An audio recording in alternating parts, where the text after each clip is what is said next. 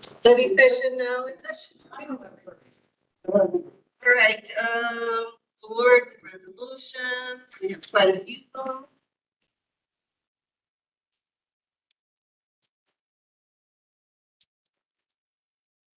If anybody wants to handle it. We have the auditor first up. Morning. Morning. Really just the request for an additional fund. Found that we've got $5 million bond that we got back 22. The end of 22, we need to record it properly in our GL because we're getting tiered up. So I recognize that we don't have any of that on the roads. And this is just step one of that process. We've got a fund so that we can start tracking the details from the bank and account where it's all at. So Dan's turn to just account for it. He's not asking $30. Question. Yeah. You explain the mechanics of how you get a bond and there's no place to put it. How does that happen?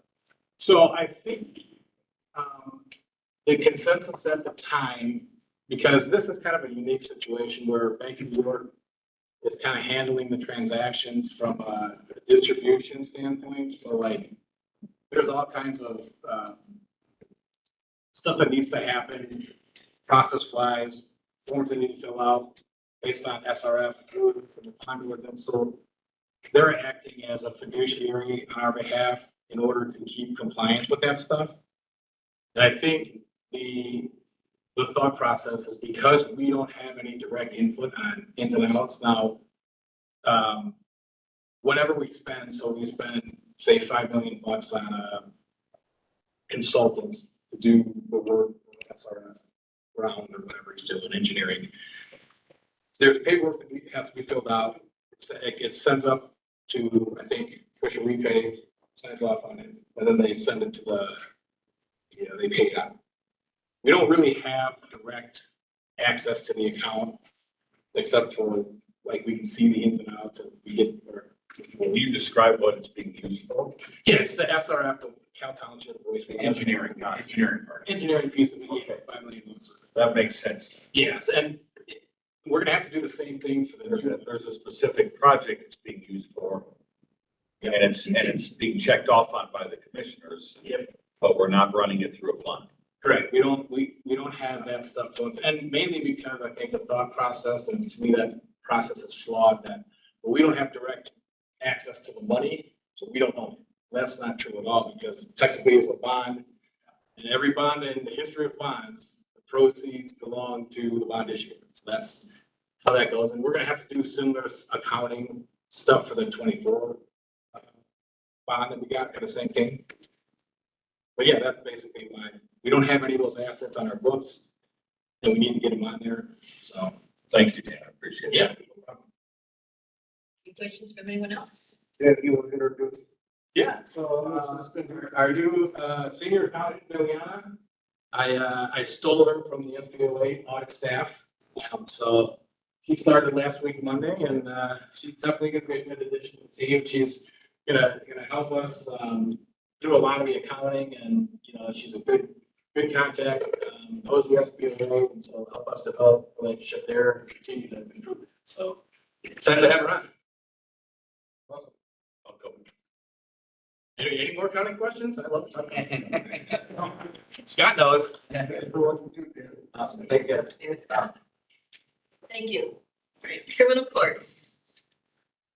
Councilman Ham? I don't, there's no, but this Good is a morning. simple reduction, yeah. Want to explain it to the probation officer who wants to vote it or?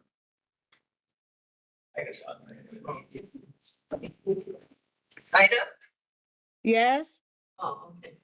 Do you want to? can you hear me? Can you hear me? Yes, we can hear you. Okay. Any comments on this? No, we just want to reduce the salary to hire a new probation officer because the one left salary was more than what the new person would be.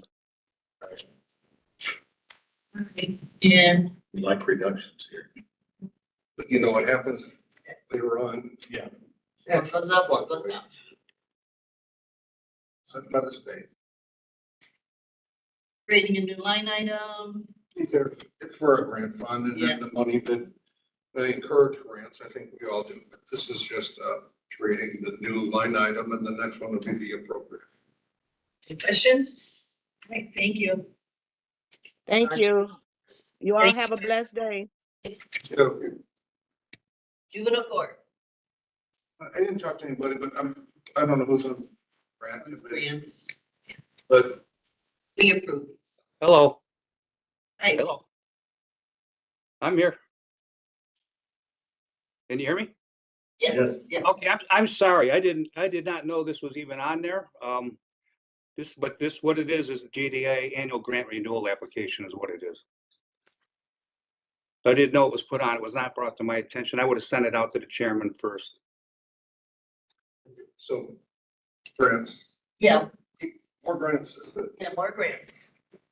And no match, or little match. No match in any of these. Sure. All right, any questions from anyone? All right, elections? Morning. Good morning.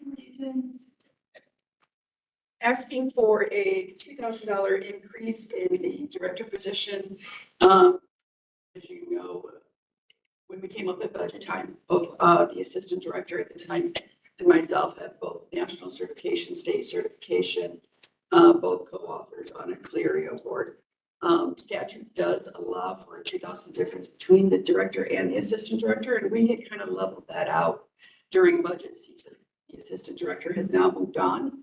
We have a new assistant director and we have her on the path to start getting those certifications. But in the meantime, with those certifications and that 36 years of experience, asking for that $2,000, which is allowable with statute, to be added back in. One of it. And then part two was the transfer. Again, with the assistant director leaving, we had to do payouts of her vacation time, sick personal time, and so forth, which would have then kept the new assistant director from taking the position for about a month, maybe 6 weeks almost. And so what we wanted her to do is hit the ground running, and therefore I'm asking for a transfer to there. So at the end of the year, we will not be short in that line. Questions? So first one, in my opinion, what we do here with every other department is we balance everything. I would be more in favor of a 1,000 bump and a 1,000 reduction to create that $2,000 gap, than I think would be a $2,000 additional. Because everything we do with our departments here is always, our goal is balance, it's a zero add to the budget. So that's my opinion on that. I don't know if anybody else shares that, that's okay. Question also on the assistant director position, because HR doesn't have really any categorizations of employees, whether they're salaried, exempt, or hourly. What is the assistant director position? Is it an hourly or is it a salary position? Salary. So why does the assistant director fill out time cards and things like She that? doesn't need to. I wanted to clarify that because there seems to be confusion. I think it's a lot of times they are doing it because, if there was comp time, it was a lot for comp time based on the number of hours we work at election time. It was a way to keep track of comp time and or the vacation time that we know what's being used, we never use it, but that's all it is. I guess I'm still confused with Yeah. comp time and salaried people, because if you're salaried, you're getting paid whether you're there or not. We would check in with HR on that because I do know that's the way. HR doesn't know. I've asked them the question. All right, we'll follow up maybe and see if we can come to a resolution on that. I just know from back when Tom Brown was here, there was some dialogue that was going back and forth at that time, and I may be able to track down some of that information. It just- That was a concern back Just then. clarity would help. Yeah. Just It was, clear. it was brought up in like 1994, 93. I graduated high school in 95, so it's slightly. Yeah, I do recall this because I've been here that long, and I do recall that there was dialogue at that point in time, and I may be able to find the actual documentation on that, so.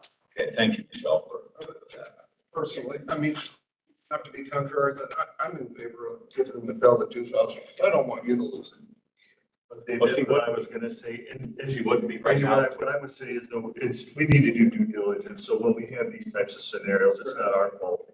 I believe in things such as terms and conditions of employment. You accepted this job at this salary, these conditions of employment. And for us, because weren't aware of these changes and to keep that, it would be unfair to reduce your pay at this point in time. But in future, we should look into this before we hire to make sure that none of that is influenced. But I absolutely do support this. I'm just saying that. Because it's for not those the reasons. fault that the end was owed that money. Right. And this is cool. But the current 73,164 is the current salary. Michelle is requesting a $2,000 bump to her salary and keeping Jessica the same. What I'm saying is that we balance everything here. And I had inquired about that early on. I had been having conversations and I was I was like you. She got hired in, she was promised a certain thing. It didn't seem right to go and then take that away. And so then through discussions. I recommend this based on conversation she and I had. Yes, I am okay. Just for the record. I'm not though. And in terms of conditions of employment, I mean, everything should be so. I would support this. Any other comments? Councilman Linda Moore, you have any, or you're fine with the way it is? I'm good. But one more question, the $2,000 difference, where will that come from? We're taking it from the overtime, this year So because there is that's no added. elections. That's added to the transfer? Yes, Okay, yes. that makes more sense then, because I thought the transfer was just for. No, that came to approximately $7,000. We put the other 2,000 in to cover it, so both items will be coming. Okay, I didn't From the realize they transfer. were put together, but thank you for, Yes. yeah, I'll support that. Thank you very much. You, welcome aboard, by the way. Congratulations. Community corrections, resolution. Morning, everyone. So yes, Community Corrections is requesting and seeking approval for a resolution permitting the Lake County Community Corrections to pay an outstanding 2024 invoices and debts from our 25 budget. To give some additional context, I spoke with Pete earlier with respect to this matter, but the vendors that we were requesting for this, Able Paper, Janitorial, it's just household and institutional supplies for our facility. Center of Workforce Innovations, they provide workforce-related education to participants in our community corrections program, Maryville Community School, GED, educational services. Travel voucher expense, this was something where it was actually presented to the budget office prior to the auditor's office PO cutoff date. It was, the event took place in the end of November, but it was December 30th. Avon Corporation, this is something where we did encumber for an invoice in December, but we were presented with a late November invoice and it was mistakenly used to, that encumbrance for the one in December was utilized for the November one, so we still had to pay our December invoice. Indiana Grocery Group, that is Stratton Van Til Food, and that was for an advisory board meeting end of year. By the way, M1 Corporation is the food service provider that provides all our residents breakfast, lunch, and dinner. Talk with Georgia. You have questions? Right, thank you. Thank you. Processing, Mark? Morning. I'm making a request of $735,575 out of team cap. This is two things embedded in this request. One of them wants us to move our current Outlook email system that's on an Exchange server to Microsoft 365, which moves it to cloud. This provides the current email system is going out of support by Microsoft, so we have to move. In addition, this also allows us better cybersecurity and it cuts down on support fees by going to the cloud versus the hardware that we're seeing downstairs. The second piece is for the Lake County Juvenile Center. We want to move their Quest system off their current platform onto a newer platform, providing better cybersecurity and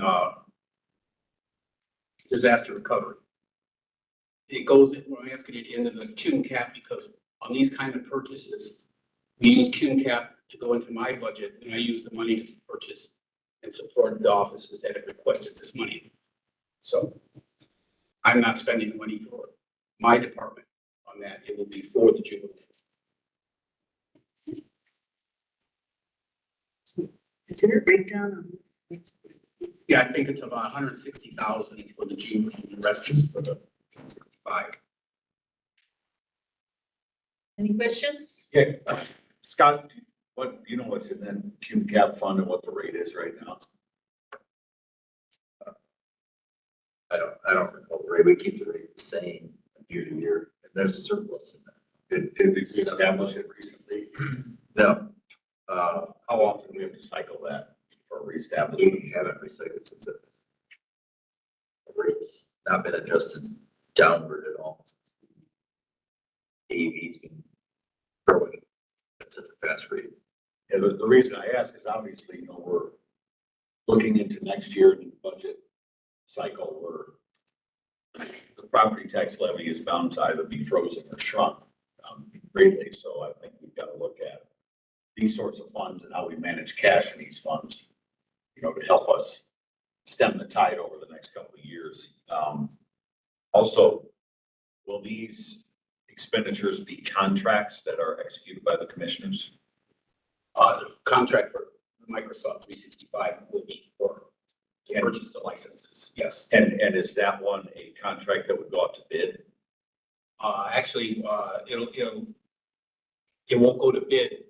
It'll go to quote for the licenses themselves. By agreement with the county commissioners, data processing through the data board is allowed to spend $150,000 just quotes.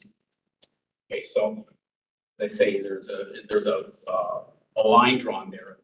What we will be doing, we have done 3 quotes for this system. And we're basically stuck, we have to do it through Microsoft. Can those quotes be provided? Sure, I can write it. Yeah, I appreciate it. Sure. Thanks, Mark. Will this affect next year's budget at all? The support fee will increase. Well, it's gonna balance because we're paying, the support for our current system is going away. You will be paying more of support for the new system. And there is an addition, it is more expensive. Everything's more expensive. So once we get to that, it'll be more expensive, but it's not a huge. Let's not get a short number. We're paying $35,000 on support on just the hardware for our current system. And this will be about an $85,000 to $90,000 support fee to Microsoft for the Outlook. So it'll be a savings. I guess maybe it's a dumb question, but I always look at economies of scale. Like we're a pretty big organization. Is there? I don't know the mechanics of it. I'm not a computer or data guy. I'm a trucker. But I always question: is it something that we could do and develop our own email server and manage it? I don't know the mechanics of it. No, we couldn't do that. It'd be almost impossible for it to. That's why everybody uses canned software, developed software for email. And the thing we're running into now in all organizations is email is being used as a number one process to try to hack systems. It's all in emails. Oh, yeah. And that's one of the reasons 365 is stronger than the current Outlook we're using. So that's the big move here. Not only is it provide, because we're losing support on it, but it provides much greater cybersecurity. I know every email I get that has bad grammar and asks for me to send $5,000 somewhere, I open it right away. So that's you doing it. Everything we're doing. In Saudi Print City, did you? The majority of things that are going on in IT right now here are directly related to cybersecurity. It is such a problem. We get hit 10,000 times a day on average of hacks and cybersecurity issues, 10,000 a day. So, and all we need is one that speaks for had it, so. All the money. I'll try to do better. Any other questions? I'll get that information. Thank you, I appreciate it. Thank you. Thank you. Okay, emergency management. Morning, everybody. Morning. I'd like to introduce Danielle Akiwa. Danielle's been with our office for almost a year. She's our new administrator. She's been with the county. This is her 9th year with the county. We stole her from Adult Protective Services. Say, were you afraid to bring her here? Are we that bad? So be nice. Morning. Again, my name is Danielle Akiwa. So we are here to request an appropriation of $2,000 in creating a line item for the Homeland Security Grant Fund of 8249 for payments of completing of the multi-hazard mitigation plan that we initially expected to complete in 2024, but we are not be able to complete it until this year of 2025.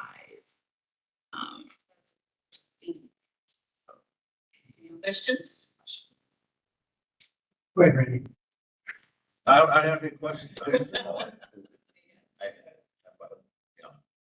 Thank you. Everything's pretty simple. Yeah, Okay. okay. So the second thing is, we are requesting to pay $172.24 for our 2023 invoices to Microsoft, for invoices of the general fund of 1001 and also of $661.08 of our 224, or I'm sorry, the year 2024 invoices of Microsoft invoices as well of the general fund of 1001. What happened was that Microsoft was still sending the invoices to the old admin email address. So we were not getting those invoices. Paul did make Microsoft aware of that. And then January of this year, they were like, surprise, there's all these invoices that were not paid. So that is why that's. Any questions? Well done, Daniel. Thank you. Appreciate it. Thanks, everybody. Thank you. Have a good day. Economic development. Good morning. Morning. This is our annual grant request for 2 different funds from HUD, Community Development Block Grant and the Home Investment Partnership. Bit of an error on your agenda. It says housing investment. It's called home investment. It's correct in the second one. It's just wrong in the first. And then, of course, there's a resolution that goes with that, authorizing the commissioners to fill the action plans. Questions? Yes. Do you administer those funds directly through your department or use third party? It depends. There are certain statutory requirements in HUD that says you have to have a certain amount of social services. We do about $170,000 in social services that goes to Northwest Indiana Reinvestment Alliance, goes to St. Jude, goes to Fairhaven, and goes to a variety of different services, Mental Health America and so on. Those are where we just give them a series of checks by quarterly based on their reporting, and then they administer the funds themselves and how they do it. In our particular case, everything else that we do is projects that we select through the Redevelopment Commission and do contracts, whether it be for housing construction, like for instance, Habitat builds houses on their home funds. They've built 8 of them so far for us in the last 2 years. So. I know when I was on Cedar Lake Council, we did some CDBG grant work. Yep. Are there reporting requirements to you from an accountability standpoint of what the money was used for? Yeah, it's a whole application process. Like for this year, in the case of Cedar Lake, they're going to be submitting for about $64,000, and then they have some leftover funds that, from previous years that they did not spend. So it's a grand total of about $90,000 that they'll have in their application this year. What they're actually gonna use it for, I'm not sure, but they go through a public hearing process and say, hey, we're gonna spend it on this. I just didn't know if that was filtered back to you. Yes, and the way that is that we get copies of the public notices, we get copies of the minutes of the meeting, approving everything. We attend the pre-bid application process. They use our forms in order to go out to bid. It says specifically being used, federal funds are being used for this project. That's required. And then they have to report back, and especially what they report to us is the payrolls. Because a lot of it is related to payrolls. The only exception to that is if a city or a town wishes to do their own staffing, we can't pay for their staffing of their employees, but we can pay for product. So in other words, we can buy all the pipe, we can buy all the stuff, the sand, rent all the equipment. And then they'd have to give us invoices for all of that. And that's the same process or similar process with some of those nonprofit groups you work with. Yeah, the nonprofits are typically where they give us quarterly reports. In some cases, in an annual report, we just distribute the funds quarterly. It changes, it depends on the group, but it changes a little bit. Thank you, Madam Chair. Madam Chair? Yes. If I could, well, I'm gonna share some information that fortunate enough getting NACO in that steering committee, and there's a lot of issues, so that we're gonna be, NACO as a group, bringing up there, just asking to sustain the funding, but it doesn't seem that that's going to happen. So those programs likely are, a lot of them are gonna be cut, and over with.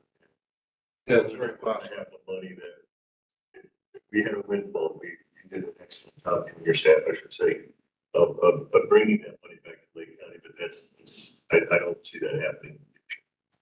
Yeah, we're getting some mixed reports ourselves, and there's an awful lot of discussion that's going on amongst administrators like myself. They actually may put funds in the budget, they just don't have the staff to issue grants. So the money might be there, but how you get access to it, who's gonna sign off on the grant in order to be able to do the expenditures is gonna be interesting, because they're cutting 85% of the staff. In the department that actually operates our grants, which is the community planning department side of the development side of the department, and it's gonna see an 85% cut, and overall, HUD's gonna get cut 50%. I don't think most folks know some of the positive things that we make, but sometimes we read from the right to the left instead of saying what's best for the people.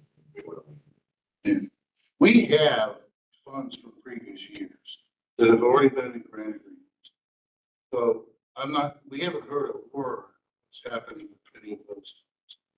We're presuming that since there's grant agreements and it's obligated, that we will have access to those funds, but you can't get any answers from HUD right now on anything.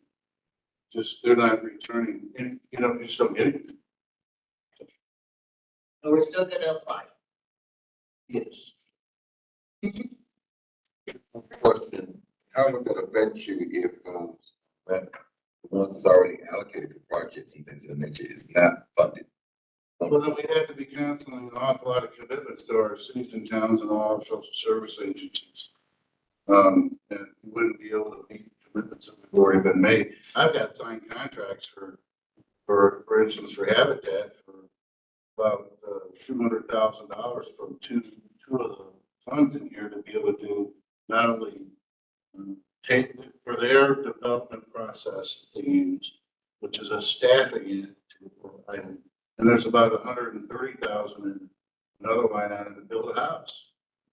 So, if they claw back those funds, then we'll be canceling an amazing amount of stuff that we've already done.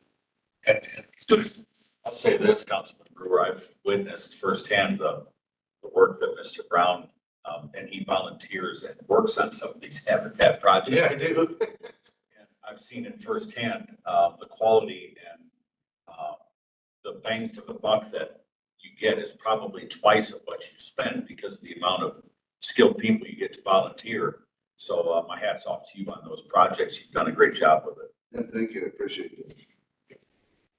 Any questions? Thank you. See you next week.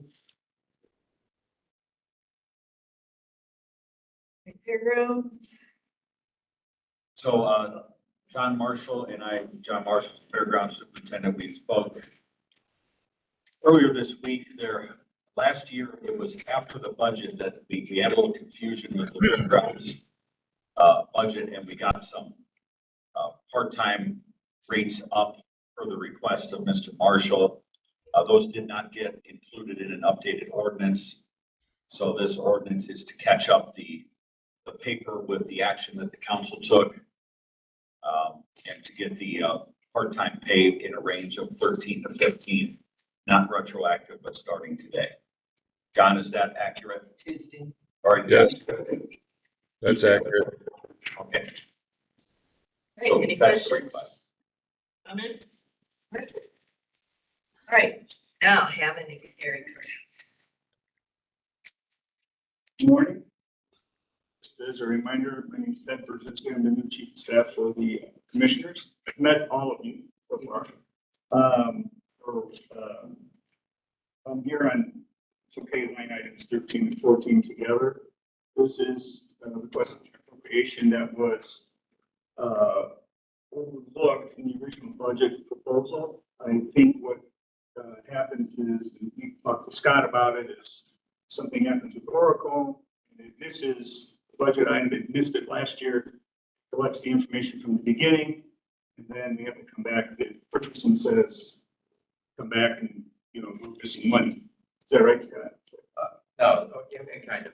It's really not like an issue. It's just the way I seeded the budget, I failed to include these appropriations. They were in last year's budget. Same thing happened last year. Now we have notes. So I was planning Oracle. Yeah, I'll take it. I'm a man and I'm honest. Very rare. So. Your government too. That's, yeah, that piece of it too. So, yeah, that was just, it was a miss. I mean, and all the way through the whole process, because departments have the opportunity to review what's in there. There's an opportunity there to catch it. There as well. Just makes it through. So. And so we've talked, and then I have this calendar so that we can have a discussion much earlier. And I can help the commissioners work with Scott and make sure that we address all these going forward. So that yeah, once it's in the flow, it is part of a change in transition and change process. So once it's in the flow, which is going to be in the flow now that we have on our radar. So that, and these items are for maintenance contracts for the Gary and Hammond courthouses, the Chicago courthouse, and also for our main building here. For line item. Any questions? No. Number 15? That was included. I Well, think that 15 is, that says 13 and 14, I think 10 and 14 and 15. no, 13 and 14. And You then, might have an older agenda. oh, sorry. I did Fairgrounds got added in this for sure. Okay, so the other one, I don't know where it's at. It's requesting 2024. It was a test for you. That's all it was, Ted. On his way over April. I know, he was grilling.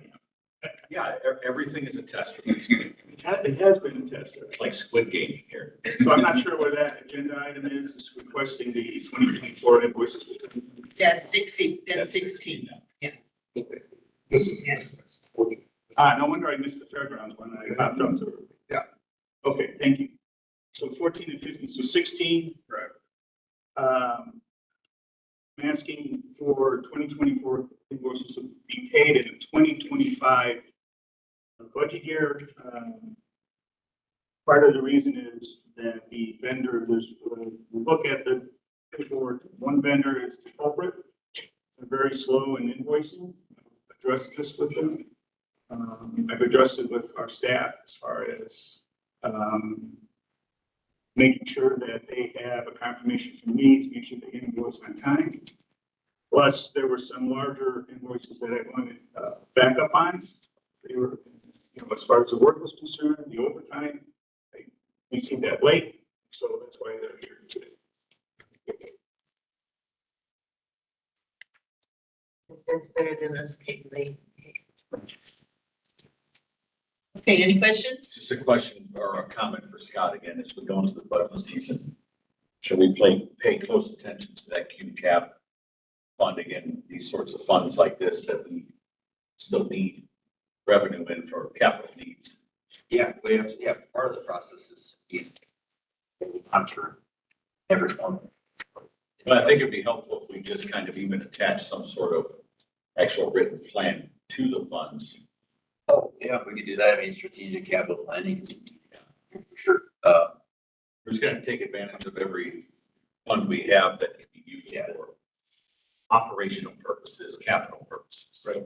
This one right now is trending at a 7 million surplus, which is good for capital. So that's one-time expenditures. Yeah.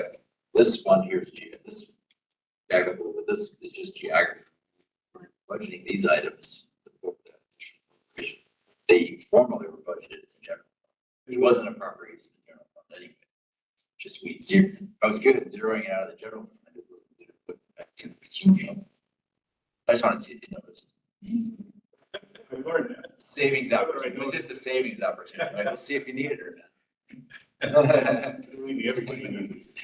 Thank you, Madam Chair. But I'd like to add, actually, if there's any capital planning going on, we'd love to be involved, because today we're actually having a conversation to start planning the capital assets module, so that we can have, you know, at the county, a good idea of what we have.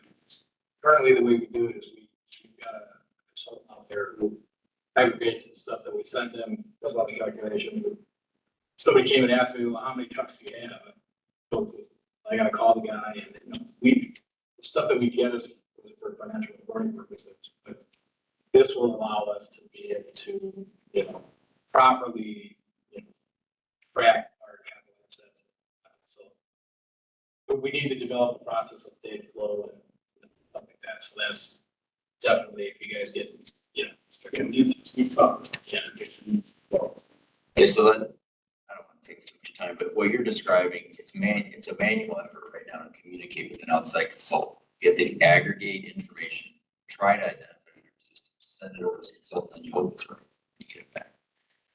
Leveraging Oracle's technology and implementing this fixed asset system should eliminate the need and reduce the cost of the outside consultant, because it'll be automated as part of the process with Oracle. There's a lot of opportunities using Oracle and efficiencies, and a lot of it will reduce consulting. You definitely need to focus on that. And it's a big lift, like what Dan's talking about, it's a huge lift, and it's actually a requirement for our financials gap reporting. It's not just a nice to have, take advantage of these gas prices. It's a requirement that we go firmly follow most of the numbers best practice. It's gonna be fun. Thank you. And of course, we have the, state of the county reports. Madam Chairman, it does not take any action. It's just for statutory requirement that they get it. County council. This is, explain those. The first is for business personal property exemption due that council put in place a number of years ago, and it's no longer. Legislature took that fee away, and the money is dollars still there, it's over 14,000. Transfer that to, yes, that be transferred to the general fund, most appropriate. The other two are results of buying these two ordinances. Cash was in there into one. Also, approve.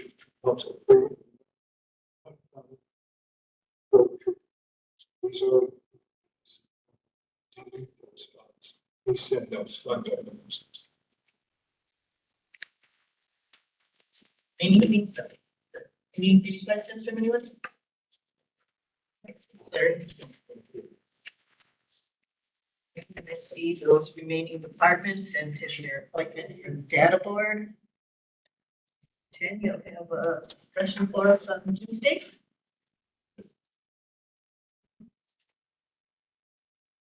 No, any of you got a chance to review Scott's testimony? Yeah.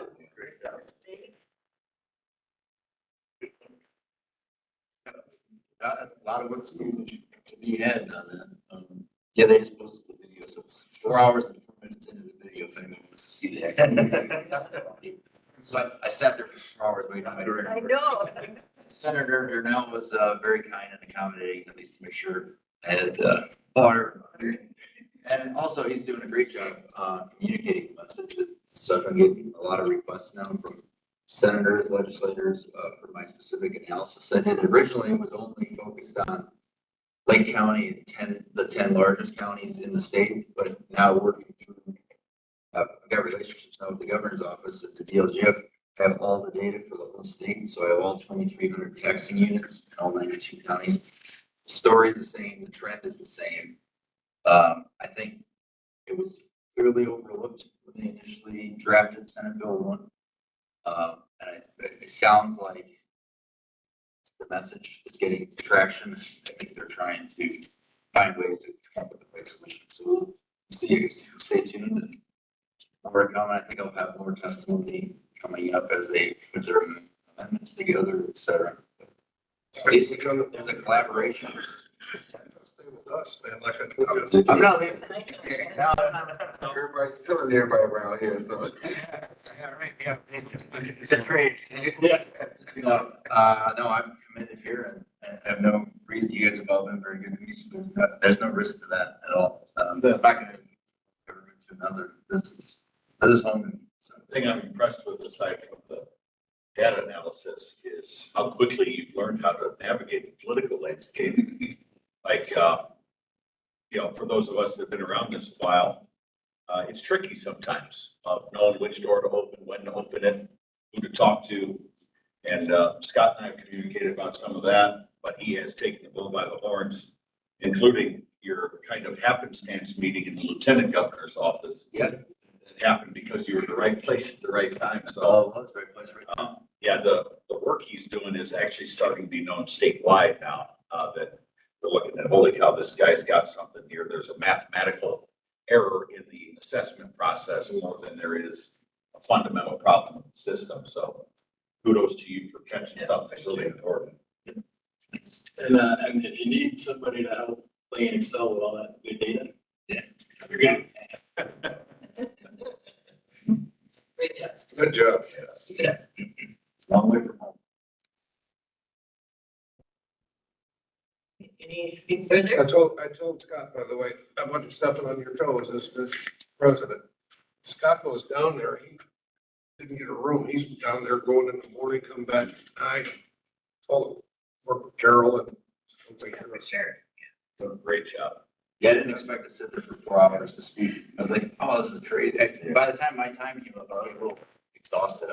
I felt bad for those guys, the legislators. They were there till midnight last night. Oh, yeah. I don't realize how late they work sometimes, yeah. Yeah, I can't imagine. I mean, my brain was saturated already. 3 hours, let alone still had 4 more to go. Yes. Ready? All right. I would like to. I'm Barbara Catellis from Hobart, and I'm here to ask you to consider pausing the funding for Indiana Health First until they come into compliance with the makeup of the board and until they make the in early January, Lynn Patel filed a records request for minutes of their meetings going back to November 8th, 2023 and forward. Never heard anything. I just went into the commissioner's office and the records request was sent to Trump Red. I know that means we won't get anything back, but the last time we made a request for even further back minutes, we had to get our own attorney to file a records request. And then we finally got them from Trump Red. We shouldn't have to do that. They should be available.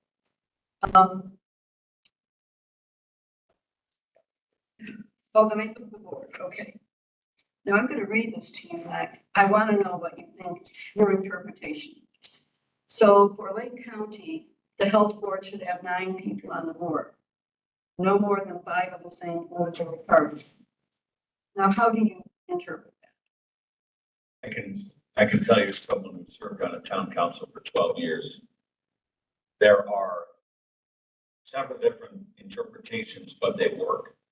You could have people that have no primary voting history whatsoever. They're clearly independent, and that qualifies, right, as a member of the board of not making it 5. Okay.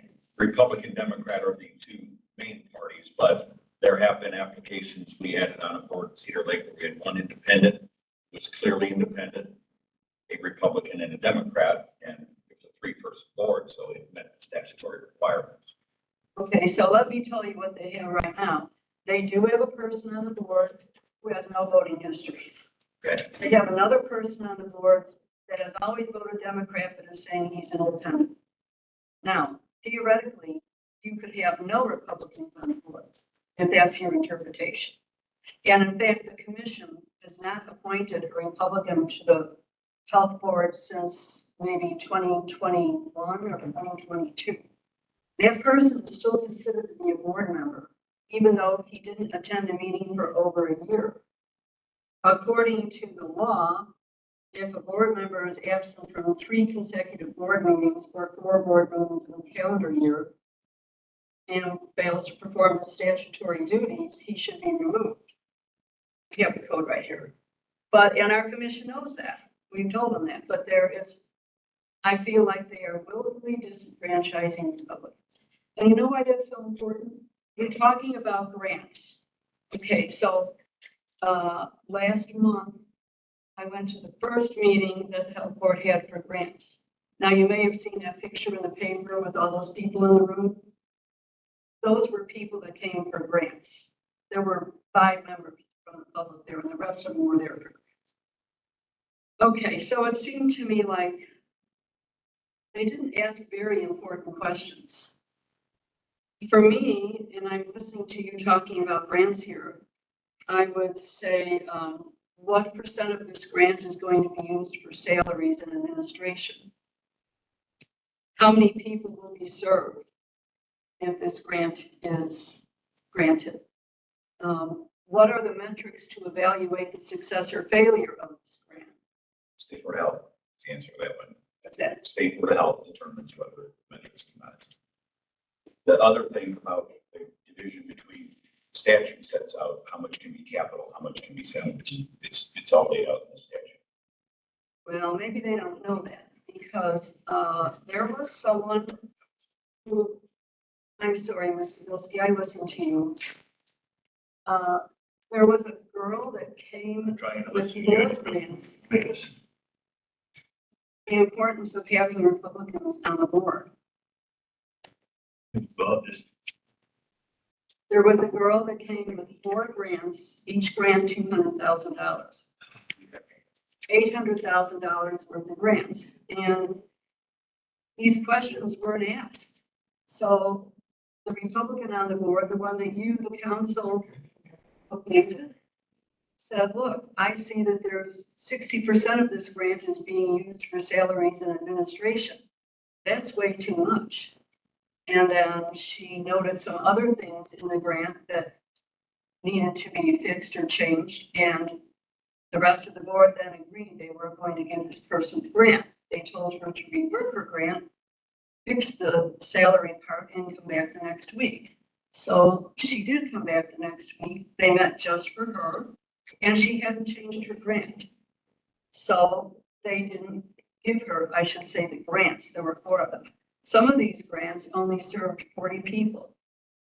That's a lot of money when you do that. And she accused the health board of not liking her, treating her differently. She said her friends were giving her the side eye because she didn't get her grants. I mean, this whole grant thing, right questions have to be asked. I don't believe there's anybody on the health board with any financial acumen, except probably Dr. Chess because she's been at it so long. They're following guidelines. Madam Chair, whenever, I don't know who was hired to replace Nick, but I think you've heard me in a number of meetings ask Nick for a report on the measurables. Right, because within that Health First Indiana, like enabling legislation, the act, it spells out specific measurables. Now, I don't think we've gotten much yet because one, I know that there hasn't been a lot of data gathered to this point, but now we're over a year in it. We should have reports on that data. I agree with you there that some transparency, some reporting, which is required by the statute, would be nice to have. So we can see what those measurables are. And I think that's fair to the public to have a report on that. This often happens whenever, if government gets a windfall like this, these ARP dollars that were dumped in our lap, and with Indiana appropriating all that money to the various health boards, it's kind of overfunded. It really is. And we didn't create that revenue source, the state did, and kind of dumped it in everybody's lap. It's either take it or somebody else gets it.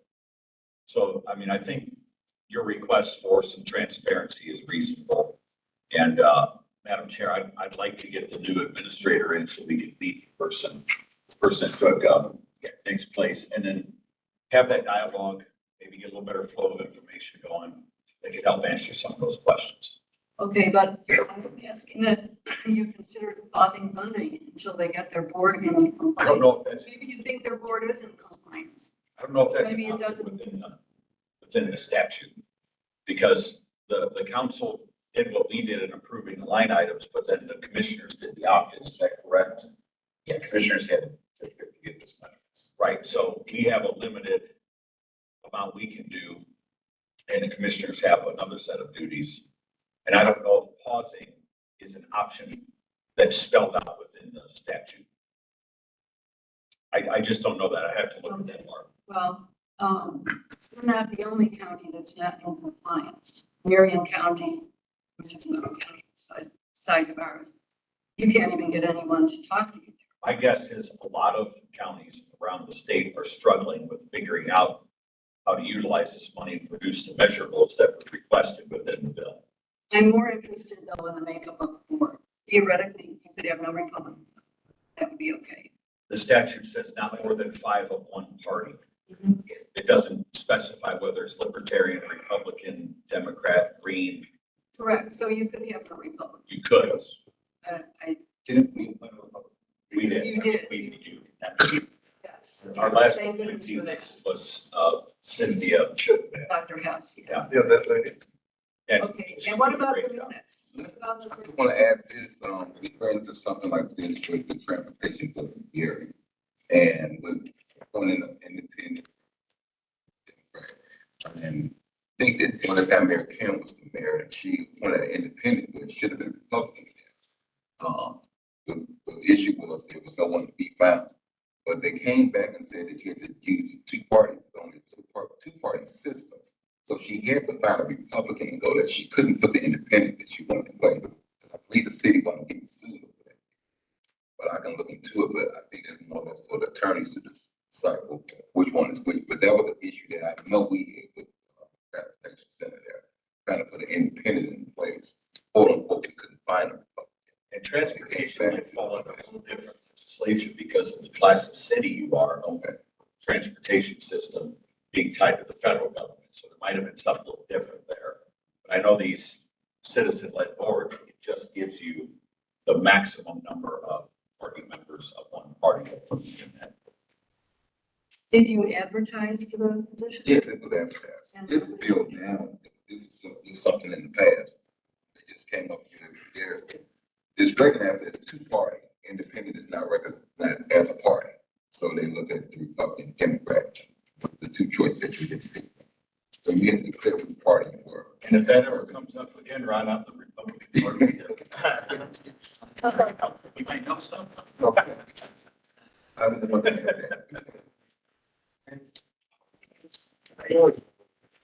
Hey, thank you. I see that Old Hobart Road is being That's really great.